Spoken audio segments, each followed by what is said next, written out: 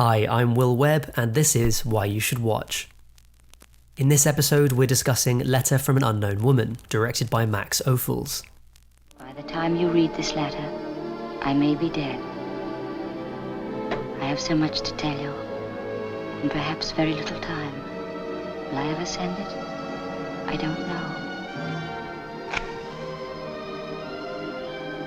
I must find the strength to write now before it's too late. In the movie, concert pianist Stefan Brand receives a letter from an anonymous woman, describing a romance with him which becomes an obsession and ends in tragedy. Here to chat about the film is freelance critic and editor of Cinema Year Zero, Ben Flanagan.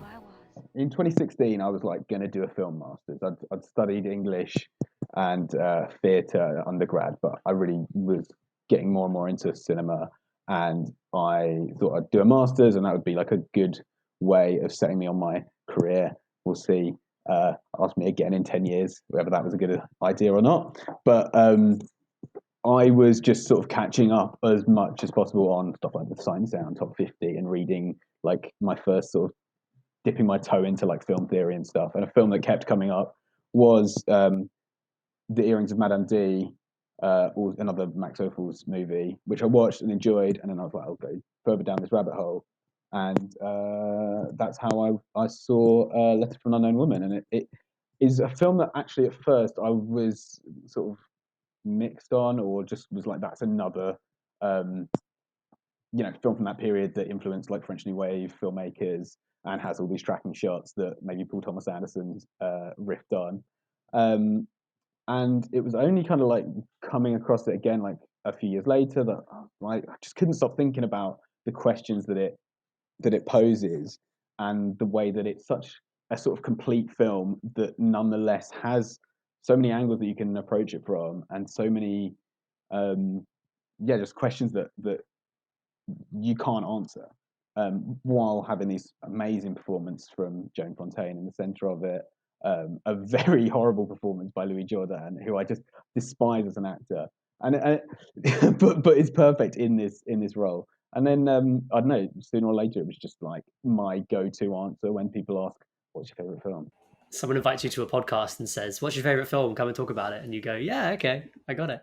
Yeah, I mean, it was going to be that or Empire Strikes Back. You were talking about Max Ophüls as a kind of a circular storyteller, or someone who's interested in circles. And there's something that grabbed you right from the off that's very contemporary about the structure of the film, where it opens at the end and then has that looping narrative structure that comes back in the finish. And there's lots of repetition throughout the film as well. I noticed that when Lisa runs away back to the old apartment building to go and try and see him before she moves to Linz, she sees there's a shot from up on the balcony, and then she's looking down at the woman coming up the stairs with him. And then much, much later, when they do get together, that same shot is repeated for when they come up the stairs into the flat together for the first time. And so there's lots of kind of callbacks like that. And I was wondering if you could sort of talk about how that structure works and what's interesting about it. I feel like the tracking shot as it's used in contemporary cinema is this Bellatar thing where you go across a wasteland for ages and you just watch one person's turmoil for a duration of time. But Ophüls uses it in this almost more theatrical way where he moves the camera and has this amazing sort of production design around it. And then within that, the actors move around into all sorts of different shapes and poses and several different tableaux, creating effectively 4 or 5 different shots within a shot. And you realize that it's just in one space of time, which is sort of quite overwhelming when it comes to linking that to how the story unfolds as well. I think it's not just style, it's this repetitive narrative where you see 2 tragedies at a train station. You see there are 2 people called Stefan. There's all these pairs.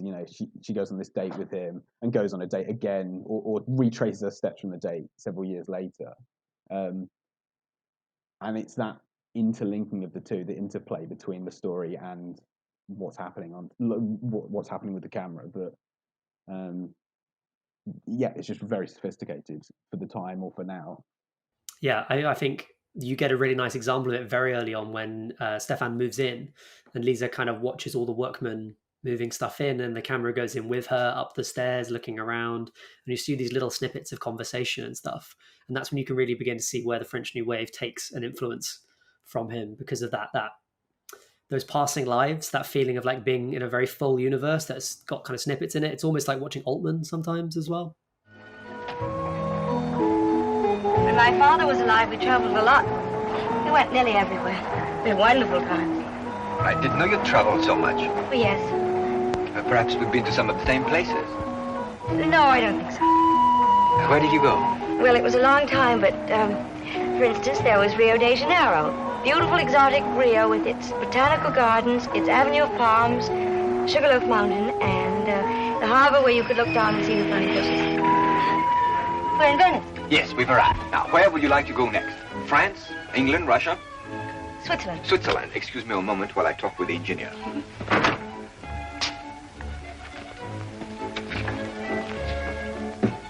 You and the lady, are you enjoying the trip? Very much. We've decided on Switzerland. There you go. Thank you. Oh, thank you.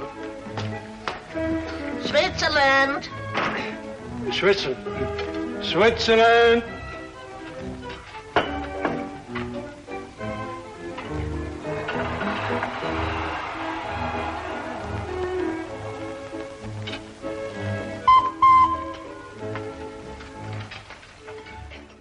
To sort of focus on that scene, you know, you begin with them on the train with this ornate drawn background, canvas background going past them. For a minute, you sort of believe that you have teleported into them on a train, and it's a 40s movie, so that's the background that you're getting.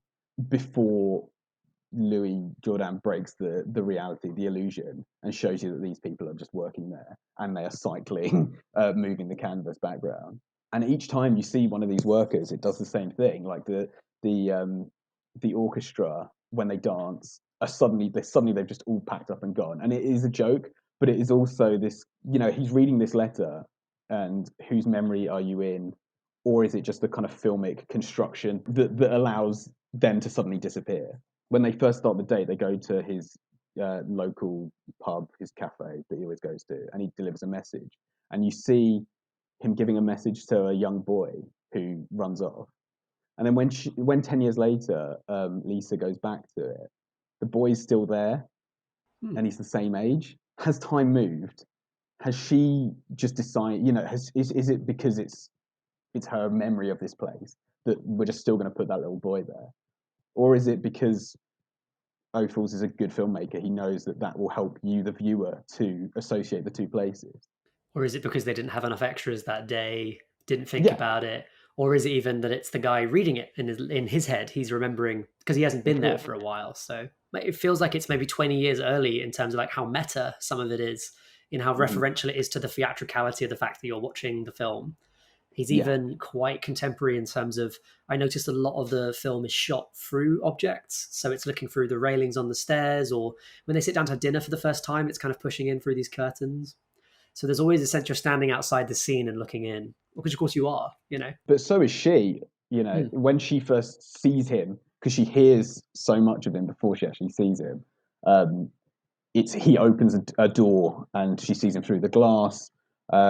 Men look at her through the window of the shop where she works. It is ahead of its time in terms of this kind of meta thing that you brought up. I mean, I think we've spoken a little bit about some scenes here and there, but if you had to pick like a single scene or moment in the film to kind of recommend it to people and explain to them what the appeal of it is, what would that be? I think it probably would be that sequence on the fake train, because that's just such a lovely example of Hollywood melodrama, of romance. They are actually a very charming couple and very appealing, even though it's super creepy.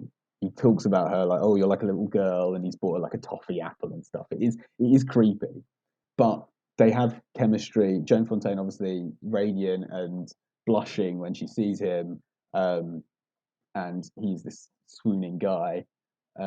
And the way that it plays with this background, let's see Venice, now let's see Switzerland, and the kind of good-natured humor of those scenes with the people that work there, I just think it's lovely, and they don't make them like they used to. You know, you don't see scenes that work on that sort of, you know, in a lot of different registers at once in American movies. I think actually it has a really good first 10 minutes in a way that a lot of movies from this era don't. And that opening with him kind of coming in with this duel that you don't know who else is in it or why it happened off camera. And he says to his friends, I don't mind so much being killed, but you know how hard it is for me to get up in the morning. And it's so like dark the way he says it. It sounds like it generally is the case. He's like, I'd rather would not get up. I would rather die than do it. Which of course is its own sad thing in its own way. And yeah, as you were saying, that in terms of like the film's themes around interpretation and how images are made and stuff, the fact that the anecdote that she's telling in that train carriage about it's like these fake trips that she went on with her dad, where she just looked at images and imagined herself being there, I suppose again is a kind of commentary on us sitting there watching her. Thank you so much for kind of talking to me about one of your favorite films and for explaining to everyone why they should watch Letter from an Unknown Woman. Thanks so much. And can you let me know again what it is that people can go and like see your work at and support it? Follow me on Twitter at manlikeflan. Read the website cinemayearzero.com. Good times ahead. Okay, good. I needed 3 bullet points to really justify having a graphic in there, but good times ahead is a lovely note to end on. So thank you very much. Thanks for watching this video. To hear more of our conversation, check out the Indietrix podcast. Just search Indietrix wherever you listen to podcasts to get started.